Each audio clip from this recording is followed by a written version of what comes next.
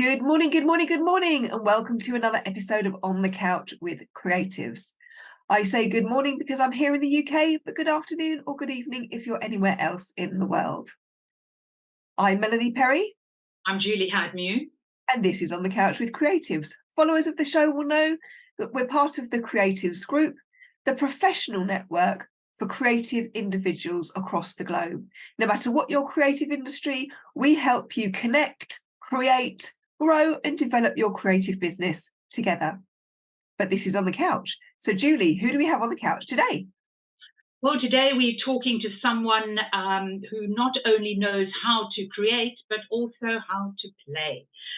Lynggaard Sørensen is in the gaming and IT industry, and he's an encyclopedia on design principles, historical influences, and current trends. So welcome on the couch, and I know, I'm not pronouncing that right, am I? I would say you are, because I think like through my life, I've heard this pronounced in a million different ways.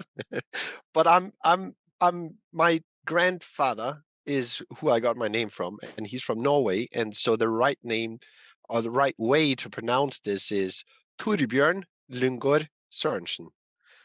That's but I'm not even going to attempt to pronounce that. Because with Bjorn Borg, we go Bjorn Borg, don't we? So you go? Yes. Thorbjørn. That's Thorbjørn. A Danish way of saying it. Oh, so you don't go Thor as in the god? It is Thor as in the god. That's the main. So Thor means Thor, the god of thunder, and Bjorn means bear. So it's kind of like two power words just put together, and then you have the name Thorbjørn. It's a powerful name. Love it. Yeah. Well, thanks for coming on the couch with Creatives. So let's start from the very beginning, because I'm assuming you started playing video games when you were at your mother's knee. Is that correct? Yes. And I don't like that question, and mostly because it makes me feel very, very old.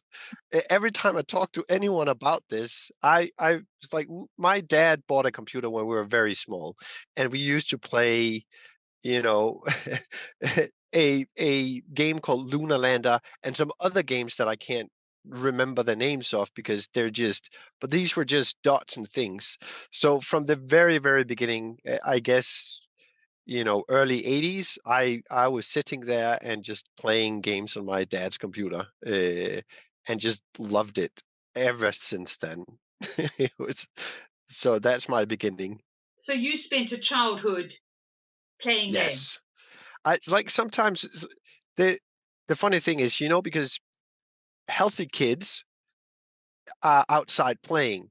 And so for me, I hated good weather, sunshine and stuff, because that meant that I had to go outside and I couldn't sit and play. So I really love the rain because then it's allowed to sit on the inside and just play games. Yes. When you were young, you just touched on the games that were around then were quite inferior considering what the kids are playing now. So what was it about those dots and those moving things that had you so enthralled?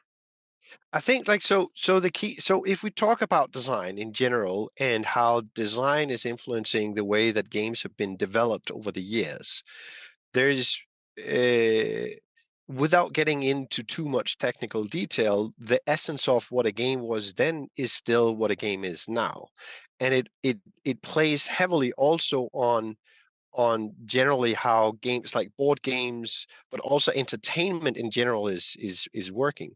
And so I am by trade a designer with a huge interest in game design because it's just the most amazing thing in the world. But what happened back then and what's happening right now is that, of course, everything developed quite rapidly. And so just a key point that you can see is that back then you would have merciless games, right? You would have 3 lives, you would die, and then you would have to start over. And you rarely see that in games nowadays because the way that we think about how to develop games is different. However, there was some value to it, and part of what makes a game is that emotion that you get in, when you win something, the risk and reward kind of thing. That the slot machines play on that, general games play on that, but also entertainment, like when you watch a movie, plays on that emotion that you get of, this is dangerous, and then you overcome that problem. And that part of games has been consistent throughout, and is still there. It's you overcome an imaginary obstacle that appears to be dangerous, or difficult. And I guess what games does better than anything else is to hit that sweet spot where things are just difficult enough for you to accomplish it, so it feels like a struggle, but not too much. And that's the refined bits about game design throughout the years. The difference, if I think about how it was when I was a kid and how it is now that I'm an adult, it's that sweet spot has gotten better. I So think it's more of a challenge. The game yeah, so they're more of a challenge than yesteryear. I think it became less of a challenge, but the understood challenge. Like, so this is one of the things when you talk about design in general, but also game design, the the the perception of a challenge and the perception of danger and the perception of what's happening is more important than reality, so to speak, right? And so, for example, if you die in a computer game, you don't really die. And we logically understand that, but at the moment it feels like it's like, this is dangerous, and you get that danger feeling, and you get all tense because the race is so close. There's a guy called Michal Csikszentmihalyi who wrote it's like, you probably heard about the whole concept of flow, right? You're in flow when you're working. That whole theory of experiences and how you obtain an optimal experience comes from this guy, which is heavily used in game design, also in other types of design. It ties into that if the skill of a person and the challenge or perceived challenge of that person, or the activity is equal, or a little bit more difficult than you think you can do, then the experience you get is good. So, for example, if you play tennis against someone who is way better than you, then the difficulty versus the skill that you have makes it become boring, or not fun, Yeah. because you're going to lose and you don't have a chance. But the moment that the game becomes at a level where you might win, but you really have to give it your full attention, that's when it becomes really, really fun. And I think that's the essence of what makes a game a game. So just following on that theme of difficulty and danger and making it exciting, a lot of games now are monetized quite heavily. And Yeah. in the olden days, like you say, you had a life, you lost it, you had to get to certain levels on a certain amount of skill, whereas a lot these days it seems that you can buy extra lives, you can buy extra tools. My son, who is absolutely mad about Roblox, can't get off Yes. it, and he gets really invested when you were saying earlier, and he's like, and he gets quite emotional about it. And then, mummy, can I have some Roblox? Like, his pocket money is Robux. If he Yep. does well and cleans his room and does all his stuff, then rather than giving him money, I'll give him virtual money, and he can play, help him get to the next level, or buy a boat or a enchanted creature. Exactly. Do you think that takes away from the gameplay or adds to it? Oh, that's a amazing question. So, and also a very difficult question. I think, like, so it ties into, so there's different ways that we can like, I'm sorry I'm looking away from you, it's just because I'm thinking, because these questions are really difficult. so so there's different ways of approaching this, right? So if we just take the game of a slot machine, is without payment that game wouldn't be interesting. And there's again, we go back to the risk and reward. You put, 10 cents or whatever you put in, and then you pull, and then there's a chance that you will win something. And that like what makes that exciting is the probability that you will win something. And so they monetize that emotion, and that's why it becomes like there's some mechanics in that makes it addictive, which is the randomness, the the release of dopamine when you win, and then they set the frequency of how often you win so that it's enough to keep that. It's like, so there's a very, very specific task. So the point, I think, is if it's used right, it doesn't necessarily need to destroy or make the games worth less. If used wrong, it it it will destroy. So different examples of like, so now we just talked about the core mechanic of addictiveness and how risk and reward and how you can monetize that in terms of advertisement in games, for example. Let me. Okay, I'll take one step back and just talk about general design. So it's like in design, we have something called dark design patterns. And dark design patterns is patterns that are designed to make people do things that's not beneficial for them, right? So in general, design is the essence of design is to improve people's lives, right? So when I design something, I do it to improve whoever is going to use this object's life, make it better. Dark design, if you use the same mechanic, but the intent of what you do is to make people do things that does not benefit them. Let me come with an example. So in the subways of Copenhagen, they don't want the homeless people to sleep on the benches. So they want them to go out of it. So, but instead of solving the problem with homeless people, they put up benches that you can't sleep on, right?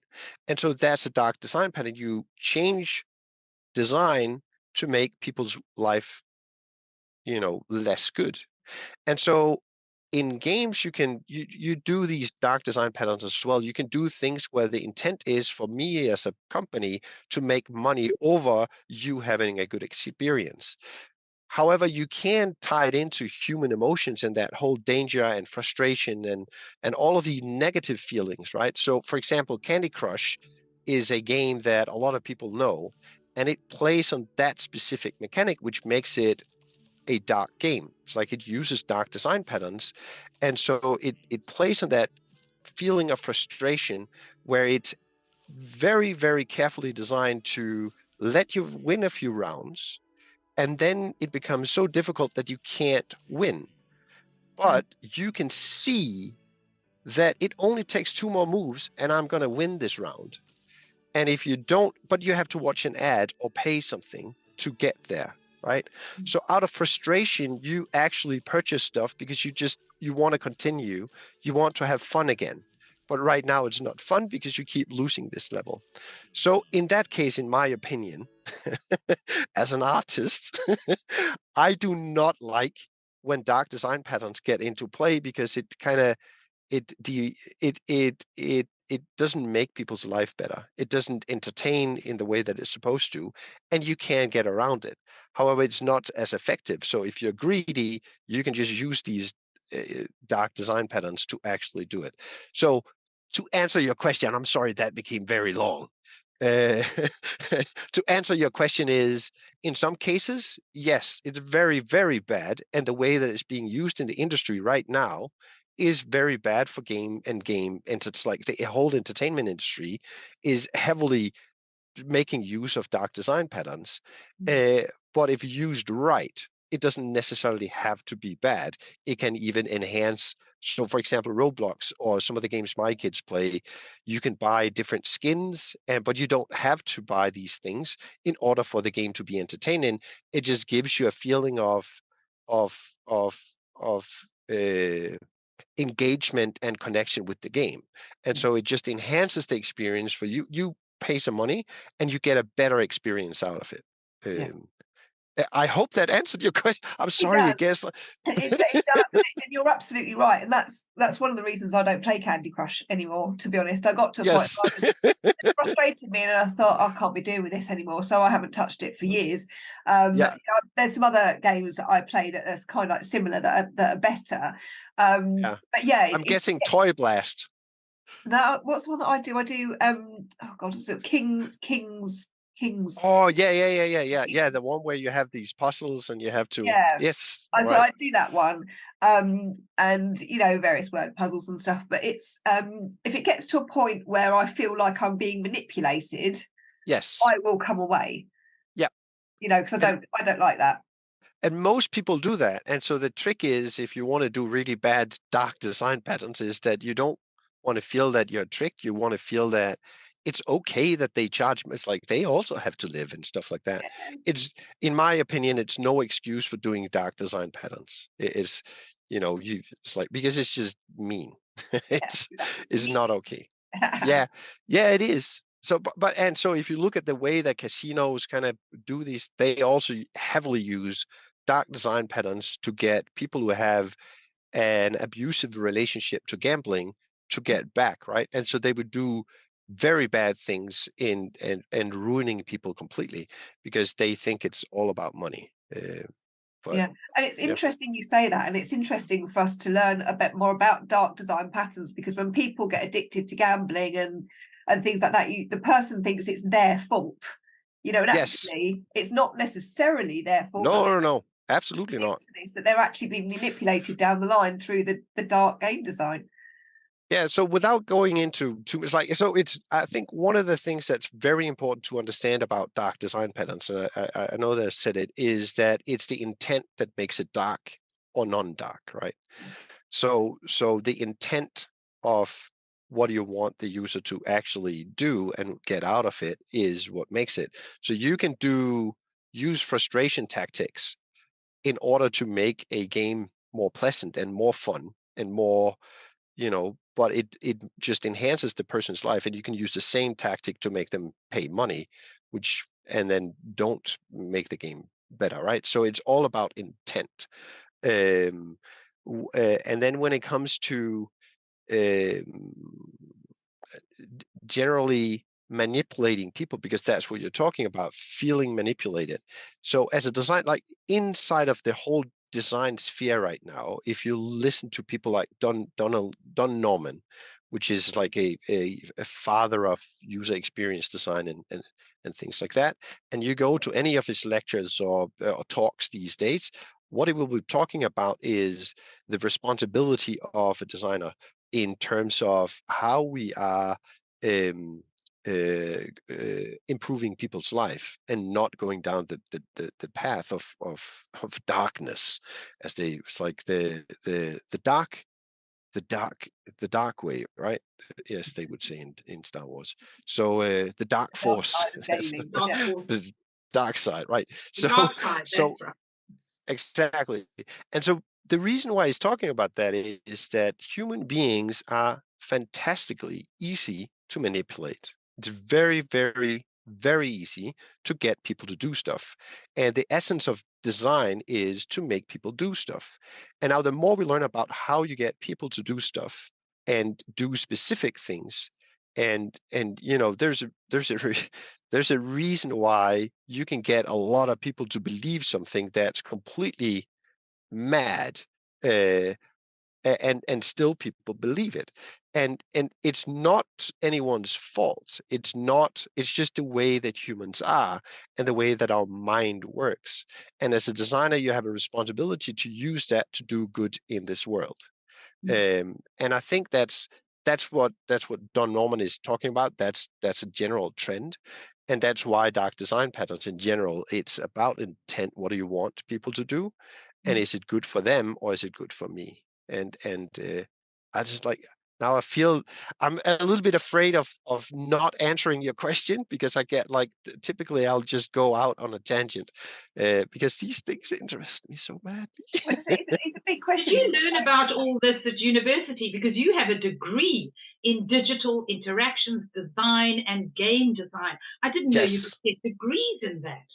Ah, yes, yeah. So, but this is many years ago, and I think the education is changed a little bit. But here in Denmark, at least, we have a school of design. I think it's right now it's called the Royal Academy of Architecture Design and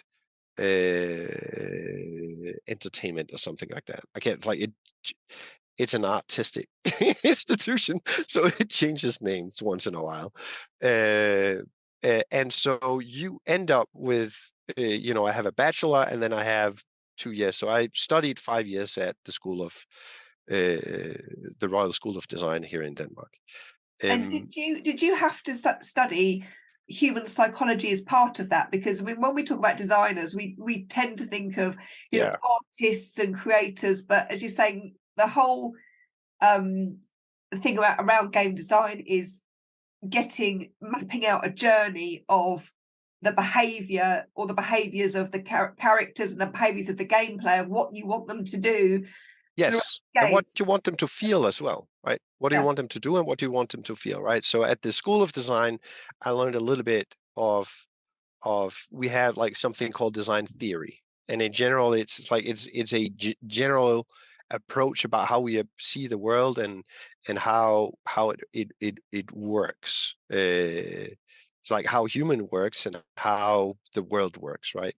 And so uh, design in its essence is a relationship between a person or an actor and an object in an environment. And if we don't understand these three, we can't do design, right? So a person, like if I design an object for you, I have to understand the context and the environment you're in when you're using it.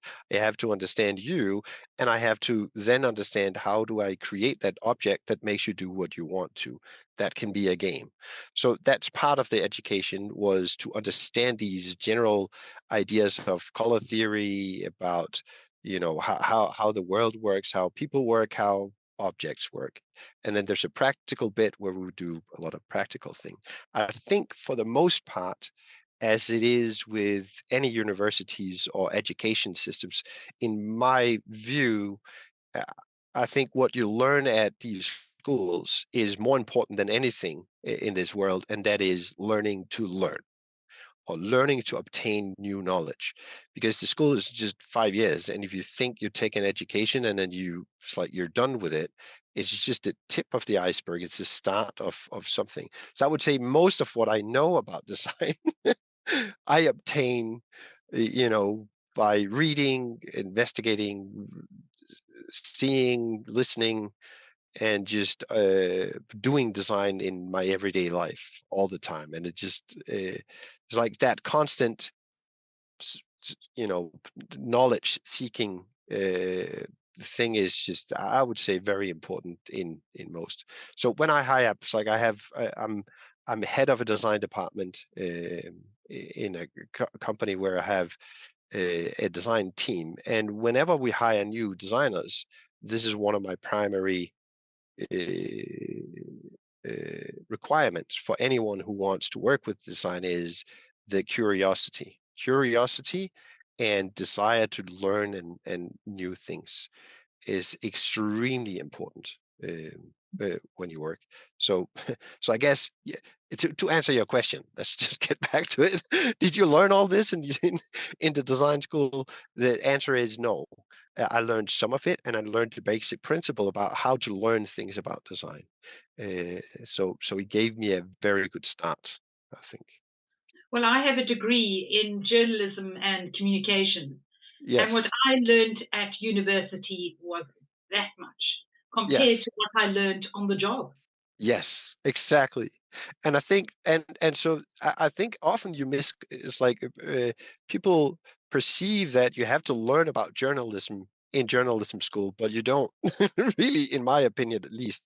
You have to learn how you learn about journalism, so that when you get your job, you're just going and you're ready to just obtain new knowledge, and you understand how to research, you understand how to read, you understand the basic principles. But at least for this, I don't know journalism, but I'm guessing it's the same as design. What you learn in design school is just minimal compared to the field of journalism or design that you have to learn in the end. Did you spend 5 years learning all that minimal Boy, knowledge? yes, I did. And I spent a lot of, like, I was very, what do you call it, knowledge hungry, extremely, and I still am. But when you find your call, at some point when I was a kid, I loved animals, and it's like and I use all of that knowledge that I obtained as a kid. I had quotas on how many books about animals I could borrow at the library because my mom just like hated it. I would just read and read and read, and I just loved it. And then puberty came and stuff happened in my life, and you know how it is. Your brain kind of turns off for a while, and then you recover after it, right? And I realized that I shouldn't. That was not my call, and I wandered around for a few years, not really knowing exactly what I was supposed to do. And it's like I worked on a farm. I did a lot of different things. The great thing about that is that now, as a professional, I use all of that knowledge. I use my knowledge about animals is just the animal and nature, the all of these things that they can learn us about how it's like evolution and animals are just perfectly designed. It's like there's some very, very interesting things that you can grab from that. And so I guess what I'm trying to say is I stumbled a lot, and then all of a sudden I just found my calling. And I dream about design. It's I too love it. much sometimes. No, Yeah. no, I think it's wonderful. I mean, technology has come on vastly, so that Yes. design and the avenues for imagination in new games is really Yeah. quite wonderful, and the graphics and I mean, it can be a really, really immersive experience these days, especially with the virtual reality and all that kind of stuff. Where Yes. do you think that it will go in the next 20 years? So I think like it's a very interesting point, right? So it's like if you watch an old Disney movie. So it's like again we're back at perception, and I think one of the things that how do I answer that question correctly or right? Because like again it's a difficult question. Uh, the the the human mind is just a fantastic and amazing, piece of it's like it's a bag of fat inside of a, a chalk container that perceives the world and is able to have relationships with things like with brands and with objects and with cartoons, which is not realistic. But it's like you can even have, Bambi, right? And you get a personal relationship to that animal, and you cry when it's like when Dumbo is standing outside with his mom in that cage. It's like you have to be a special kind of person to not cry at that moment. It's horrible, uh, but they're not people, and they're not realistic drawing. So I think there's a whole side to the storytelling and I think that's when we talk about all of these technologies and what they can do. I think where we're heading right now is to is in that enhancement, is in that understanding that experiences does not come from visually accurate present representations of reality. Rather, it's a tool that can enhance or enhance that experience. And so it's like all of all of these. It's like colors, right? It If you can live without color, colorblind people can live and work in this world, and everything will be fine. Like they can function as normal people. It's And when you do drawings or you do pieces of art, it's like there's a trick to it. Just remove all the color and just see that the values of the pictures are right. Does it work? Does the picture work? Do the composition tell the story that you want it to tell? And then you can add color, and the colors just add magic to that painting. And it's the same with design and games and storytelling and all of that stuff. And I think we had just like ChatGPT is the talk of the cool kids talk about it all the time. And there's a lot of fear mongering and a lot of stuff going on. And it's the same thing. It's there to help put magic into your experiences. None of us will be threatened. As a journalist, I guess you hear all the time, oh no, our days as journalists is over. But it's not. It's there to enhance so that you can do good journalism faster, more effectively, and with less effort. And it's the same for games. Like game design, like artists are really, really scared that now a computer can generate artistic pieces. What am I going to do? Well, someone has to feed that algorithm with information that will make it generate that. It's like there's a whole idea of garbage in, garbage out. So if you perceive it as a threat, it is a threat. If you perceive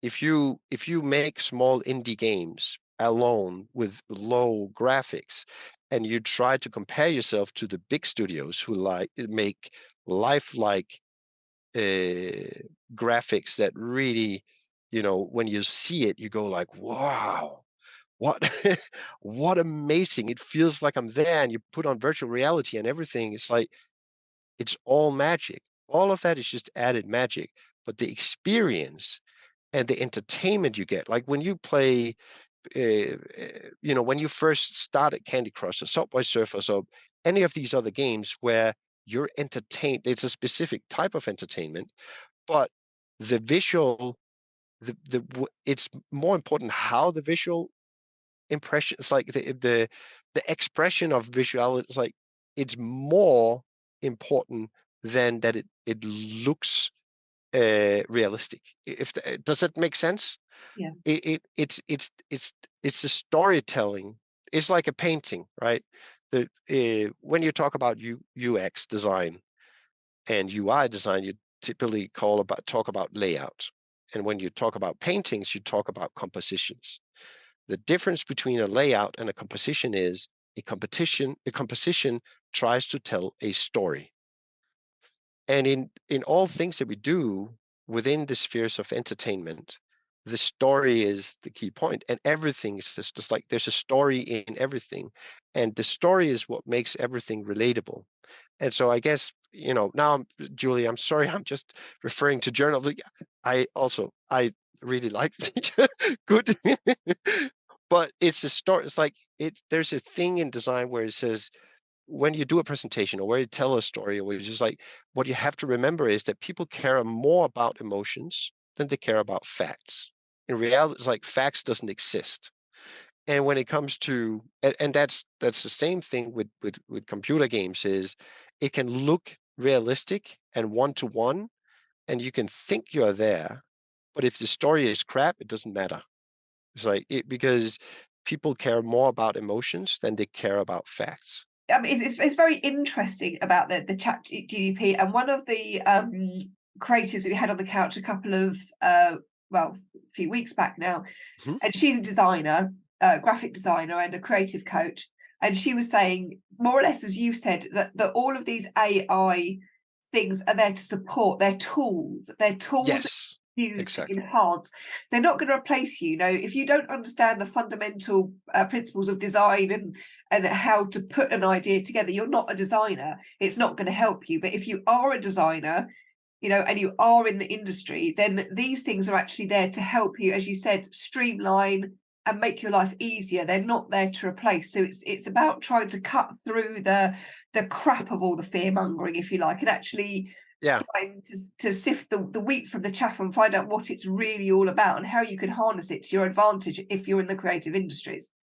Yeah, and exactly, and we went through this multiple times, right? When the computer came, when the typewriter came, it's like, Mm, oh no. When comics, it was like, there's so many examples of through the history where new technology or new ideas or new invention comes along, and everyone goes like, oh no. And I understand it because it means to some extent that the old way of doing your job, the good old days, is about to disappear. And that's never nice and pleasant, right? Because now I have to do my job differently because there's new tools. And if I don't learn these new tools, I'm going to be behind, right? And so it requires me to keep learning. And for a lot of people, that's just anxiety provoking. I don't want it. It's like, I'm fine where I am. Fear of Things, change. think exactly. I can't remember. There's Mark Twain who said, "I like progress. It's change I don't like." yeah. And So so, what, so what are your top three tips then for people who want to get into the game designing business? if you want to get into the game design business, I think tip number one would be to never give up. Right? Don't give up because it's. I think game, especially if you're an independent small one man army, then the struggle will be real. And but it's a passion, and I think when I got into the game industry in the very very beginning, the fear of s- that there's just a bunch of people standing there and want to do the work for free because they can, and they're so passionate about game, which almost everyone in the game industry is passionate. Like they're only there because they're passionate about it. But don't give up. It's like that's my first advice, because it's like eventually you, you will get there. It sometimes it just takes a while, because it is such a passion-driven field. Uh, s- Advice number two would then be, because that supports advice number one, is keep learning and keep being passionate and keep understanding that the field of, it's like this happens to me all the time. I learn about something new and I open Pandora's box, and it's like it's a world of wonder, but also scary, very, very scary, because there's so much you don't know. And you can just see the whole palette of everything you should know as a designer, and there's no way you can learn all that. It's like in my lifetime I will not be perfect at this trade because there is so much.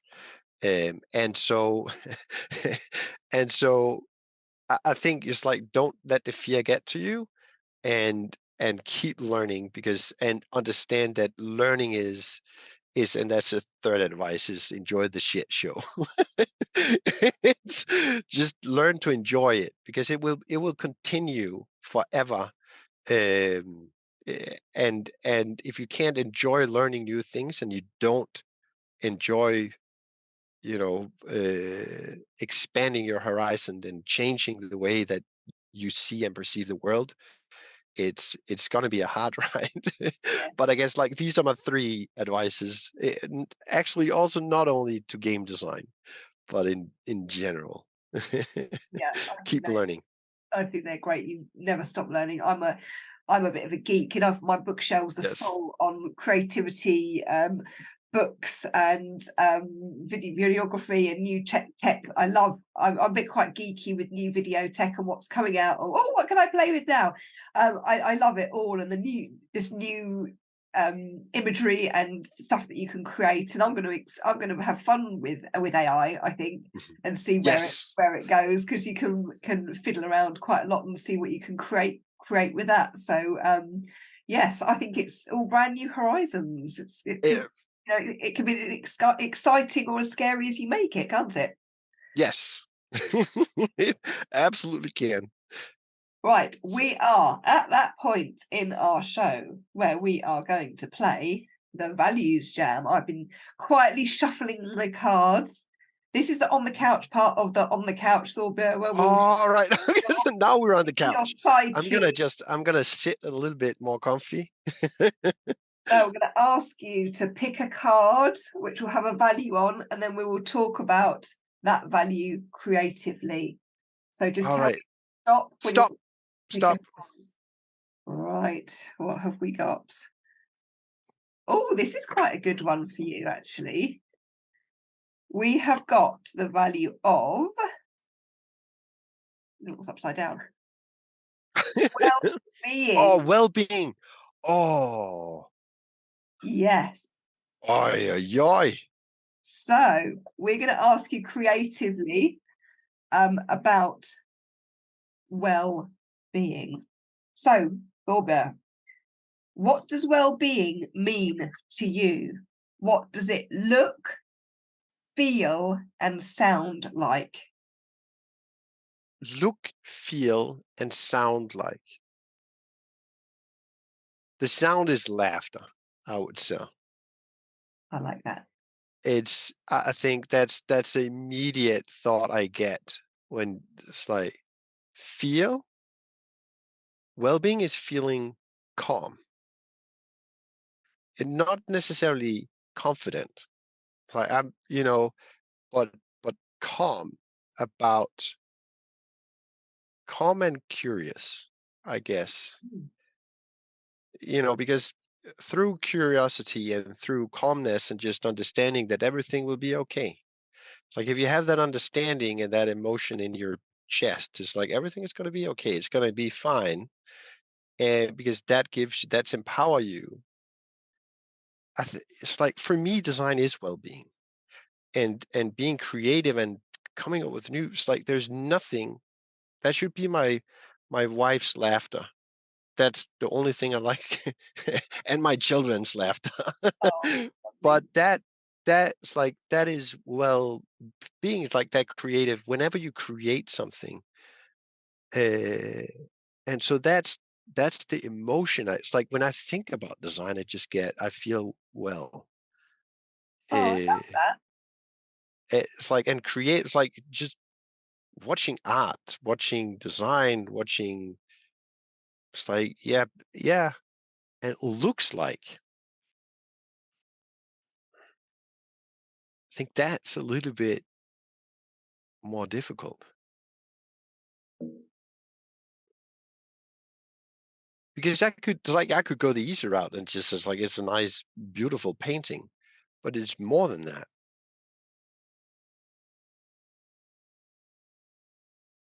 Oh, what do you think it looks like? To me, it's just sinking back into a marshmallowy duvet. Ah, right, yeah. It's like a candy world. I made a game where all of it's like your rabbits that fly in rockets, and all of the planets are made of candy. Or Well, it's like one is made of cheese and one is made of. So no, that might. for me, it's like wide open space and nature and green trees and greenery and calm. Yeah. Being in a wood. With the little birds tweeting like Snow White. Yeah. Yeah. Yeah, Snow White.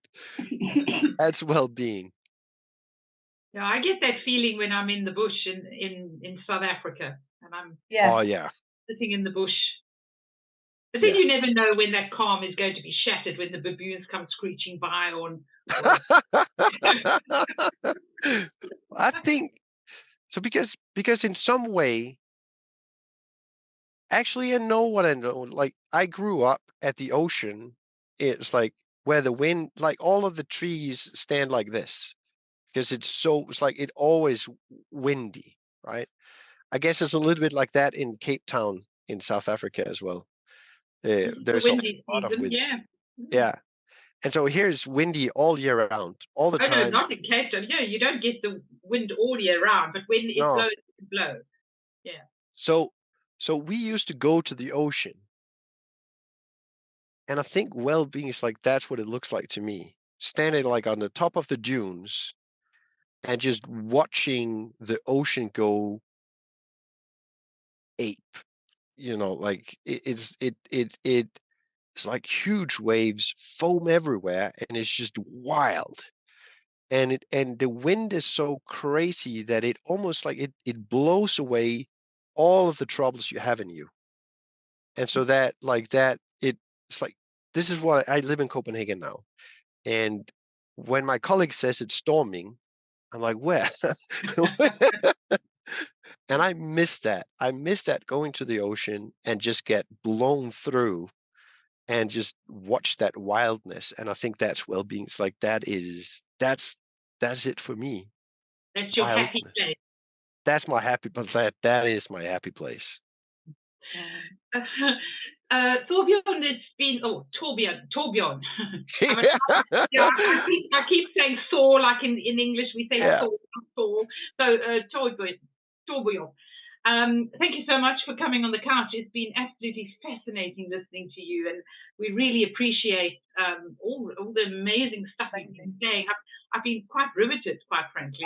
I could talk to you. I've had the pleasure of talking to Thorbjørn before, and I could talk to him all day. If people want to follow you or find you, I think you've got a podcast. Tell us where people can find you if they want to find out more about you.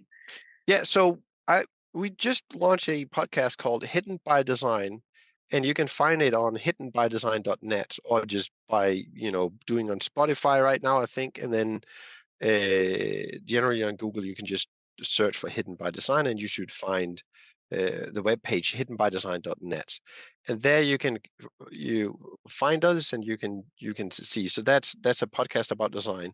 If you want to know more about my game company, you can find that at polyspice.com, and I have like a Twitter handle. I think it's polyspice _games. So you can find me on Twitter as well. And I think that's the best place. And all those details will be going across the screen. We'll be keeping an eye on you. Definitely. Thank you. Actually, the podcast is fresh out of the press. So the first 4 episodes of it, which will be about design, about affordances, about how the brain works, and how conventions work. So, and it's interesting topics, to say the least. I think I'll be tuning in. That sounds right up my street. I love the psychology of design and all that. So I think I would definitely be tuning in.